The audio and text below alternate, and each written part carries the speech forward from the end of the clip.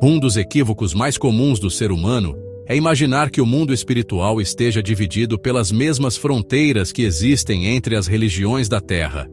Muitos acreditam que cada religião possui seus próprios espíritos, como se houvesse, por exemplo, espíritos espíritas, espíritos umbandistas, espíritos católicos ou espíritos evangélicos. Entretanto, quando analisamos os ensinamentos espirituais mais profundos, percebemos que essa divisão pertence muito mais à mente humana do que à realidade do plano invisível.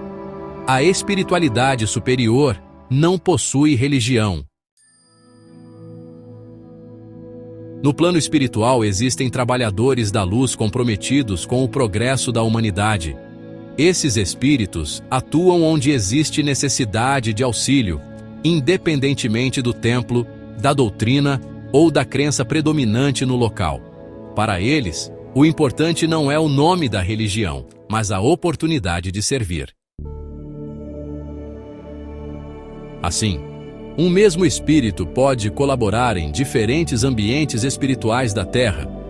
Em um centro espiritualista, em um terreiro de Umbanda, em um templo budista, em uma igreja católica, ou mesmo em um grupo de oração evangélico. O que muda não é a essência do espírito, mas a forma como ele se manifesta.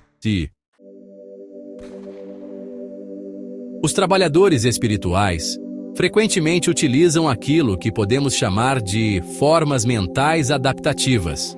Isso significa que os espíritos podem ajustar sua aparência, sua linguagem e até sua maneira de se expressar de acordo com a cultura espiritual das pessoas que estão sendo assistidas.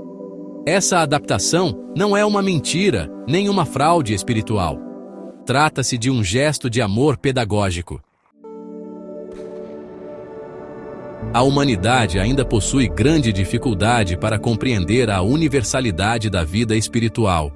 Muitas pessoas rejeitam qualquer manifestação espiritual que não corresponda exatamente àquilo que aprenderam em sua religião.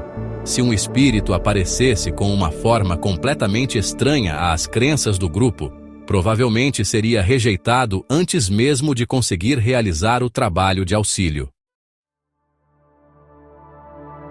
Por isso, os trabalhadores espirituais muitas vezes se apresentam de maneira simbólica, usando imagens que sejam compreensíveis para aquele ambiente.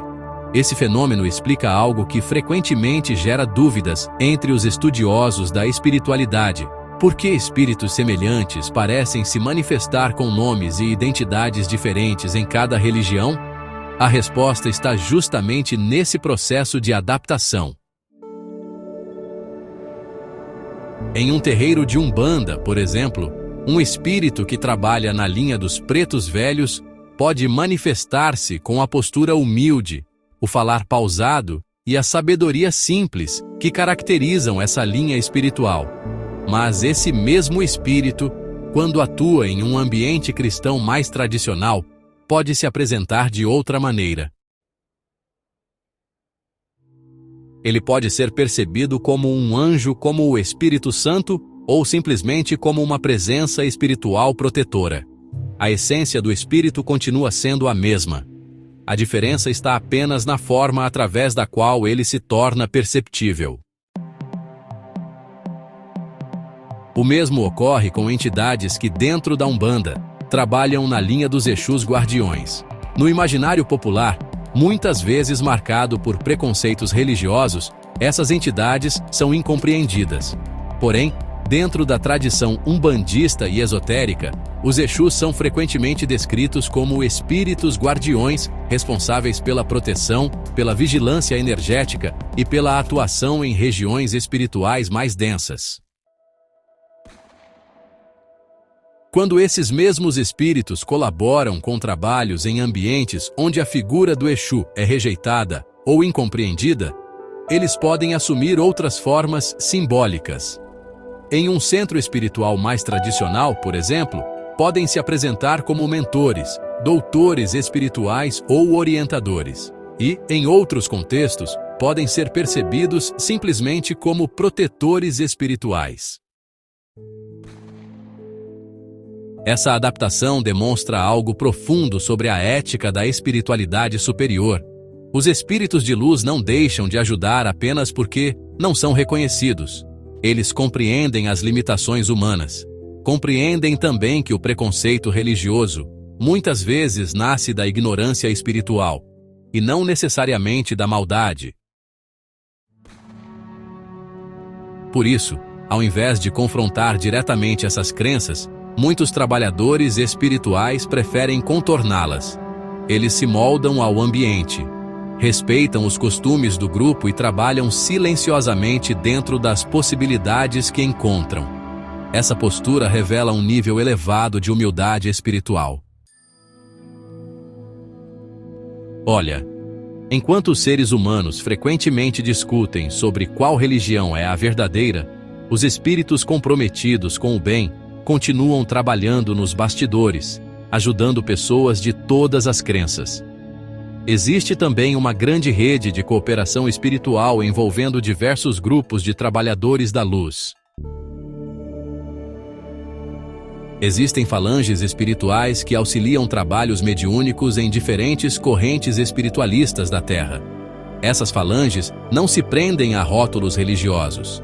Elas se organizam de acordo com tarefas, vibrações e afinidades espirituais. Assim, uma mesma equipe espiritual pode colaborar simultaneamente com médiuns em diferentes religiões, desde que exista sintonia moral e intenção sincera de ajudar. Quando observamos a espiritualidade sob essa perspectiva, a gente percebe que as religiões humanas são apenas linguagens diferentes para tentar compreender a mesma realidade espiritual. Cada religião constrói suas imagens, seus símbolos, seus rituais e suas formas de se relacionar com o divino. A espiritualidade respeita essas construções, não porque elas sejam perfeitas, mas porque fazem parte do processo evolutivo da humanidade. Em vez de destruir essas formas religiosas, os espíritos de luz frequentemente trabalham dentro delas, utilizando aquilo que já existe para ampliar gradualmente a compreensão espiritual das pessoas. Assim, pouco a pouco, a humanidade vai sendo conduzida para uma visão mais universal da espiritualidade, uma visão em que o amor, a caridade e o serviço ao próximo se tornam mais importantes do que o nome da religião. No plano espiritual superior, o que realmente importa não é o rótulo religioso que alguém possui. O que importa é o estado moral, a intenção do coração e a disposição para servir ao bem. E é por isso que os verdadeiros trabalhadores da luz continuam atuando silenciosamente em todos os lugares onde existe alguém precisando de ajuda. Porque para a espiritualidade superior, a humanidade inteira é uma só família.